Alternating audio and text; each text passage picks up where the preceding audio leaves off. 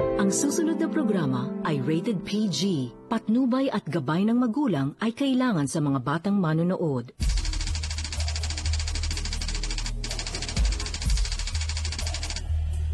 Ngayong hapon, nang agaw na nga ng kalakal, pati jowa ng iba, kinalkal. Pag talagang pagmumukha ng mga ay makita lang talaga natin magkaano lang talaga tayo ng mga yan. Lang mumukha lang na walang lahat. Yan mga busy, mga salot sila. Kikita nila. Kikita nila sa akin, mga sila. Sasabihin sa akin, magnanakaw ako ng kalakal. Titingnan natin ngayon. Nakasama sila. Magnanakaw, pagbibintangan kami magnanakaw dahil sa kanila. Talaga ako mamaya magkakadurugan talaga kami ng mukha. Pakikita ko sa kanila kung gaano si Escamilos Reyes maging matapang. Harapin natin at pag-usapan dito lang sa nag-iisang Barangay Hall on Air ng Bayan. Face to Face! Sausabuelo, let's get ready for Sausabuelo!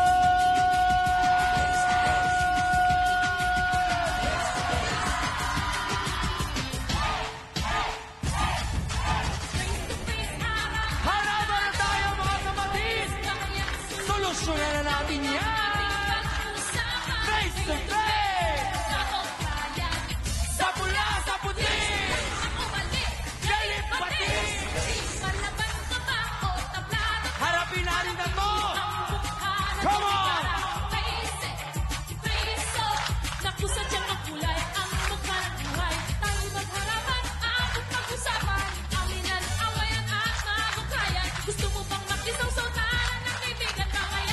Let's go!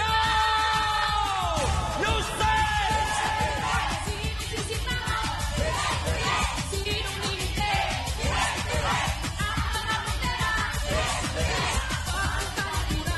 harapin mo! Face to face! At ngayon, heto na ang First Lady na nag-iisang Barangay Hall on Air, ang pambansang kapitana, Chang Ami Perez! Hello mga kapatid! Bintangan sa nakawan, pati kinakasama, damay sa agawan, nakuhan, agawan ang issue. Ready na ba kayo dyan mga sausaweros?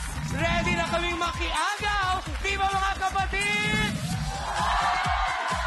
At mukhang mapapalaban na naman kayo, P1 at P2. Siyempre, kailangan pa rin natin si Attorney Ben Acosta, Dr. Camille Garcia, Father Sunny Merida, ang ating mahal na trio tagapayo. At sa mga gustong manalo habang nanonood, tutok lang mga kapatid dahil simula na ang ating Text Sausawan promo. So, let's make it a come on, face to face now! Galit na galit siya sa kapwa niya nangungulekta ng mga gamit na bagay dahil pinagbibintangan daw siyang magnanakaw nito. Abay, bakit naman? Narito po si Aling Maura Paula. Pasok!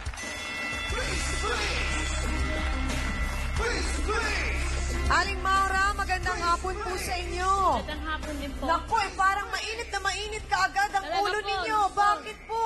Dahil po sa kanan, hindi ako nakapananghalian. Sino po yung kaaway ninyo? Cesar de los Reyes na yan. Sino po si Esther? Kasama niyo sa trabaho? Nangangalakal din po siya. Okay. Bakit po kayo nagkaaway? Dahil pinangunguha niya yung mga kalakal ko, inaagaw niya yung mga kasuki ko. Nang dahil sa kanya, hindi nakakapasok mga Paano anak po ko. ninyo mapapatunayang inaagaw?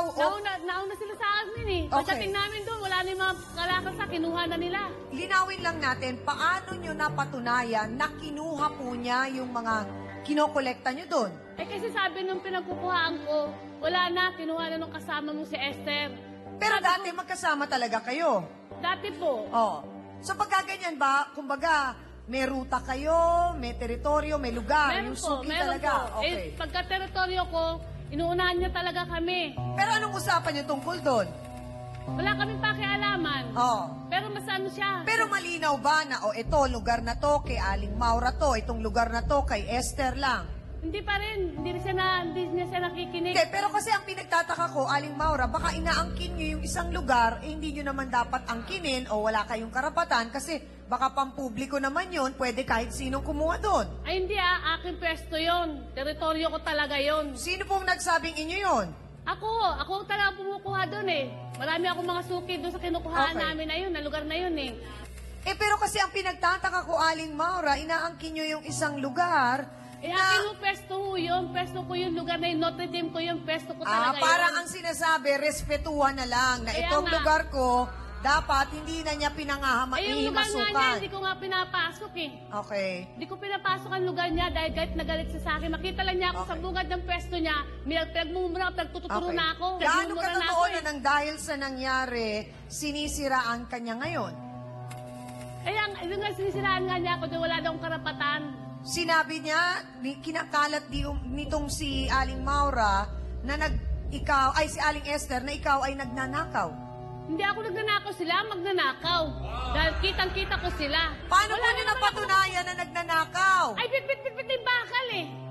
Bit-bit-bit na niya yung bakal nung matandang Esther na yan. Opo. Bit-bit-bit na niya. Tapos isa yung plastic bag, bit-bit-bit na nung manugang niya. Sino po sa inyo ang nagnakaw ng tsinelas? Siya. Paano naman po ninyo Ay, nalaman? sinabi yun ng suki namin eh. Paano po ninyo nalaman? Ay, doon sa mismo sa pwesto ko ninakaw niya eh. Mainit na mainit ang ulo ni Aling Maura at sinasabi ngang itong kanyang dating kasamahan, parang magkahiwalay na sila ng landas ngayon na nagkakalat ng balita na magnanakaw si Aling Maura naman. Pero ganun din ba ang bintang sa kapwa niya kolektor? Ano ba ang katotohanan talaga naman? Narito po si Aling Esther de los Reyes. Pasok! Naku, sandali lang po!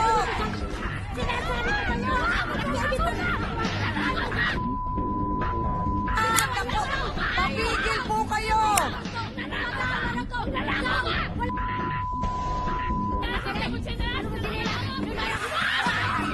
Sino ba kumuha ng tsinelas?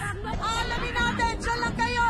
Huwag bibitiw! Ito ang face to face! Aling Esther, kaya malaki yung kinikita mo kasi ninanakaw mo yung mga kalakal niya. Baka ninanakaw. Hindi ka marunong magtandas. Halak ka. Lagot ka. Makipag-text daw sawa na para sa pula. Text F Pula, space, your message, and send to 2346. Para sa puti, text F Puti, space, your message, and send to 2346. 10 lucky registered texters ang pwedeng manalo ng 300 peso load daily. Para mag-register, text F Reg, space, nickname, name, address, birth year, gender, and send to 2346.